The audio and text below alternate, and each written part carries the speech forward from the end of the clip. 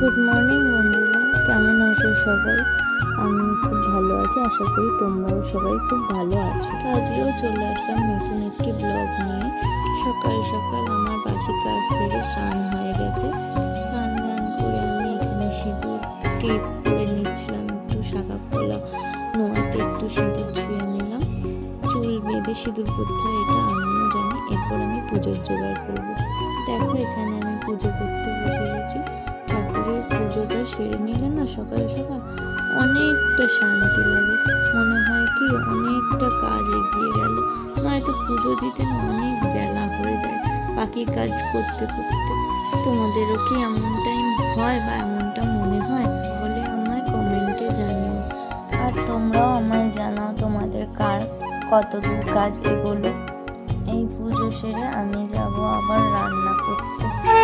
সকালের টিফিন আর কি, আমার হাজব্যান্ড যাবে ডিউটি, তাকে আবার খাবার করে দিতে হবে 9টার মধ্যে। তাই আপনাদের কাছে এই ব্লগটা প্রেজেন্ট করতে অনেকটাই দেরি হয়ে গেল। দেখো, আমার পুজো কমপ্লিট, ঠাকুর প্রণাম করে এবার আমি যাব হচ্ছে রান্নার কাজে, কিন্তু রান্নার ভিডিওটা আমি করতে পারিনি।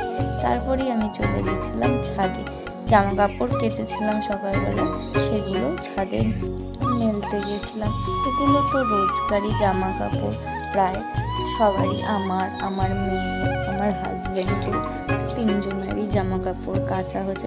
কালকে জানো তো এখানে খুব জোর বৃষ্টি হয়েছে সারা রাত্রি। তোমাদের ওখানেও কি হয়েছে?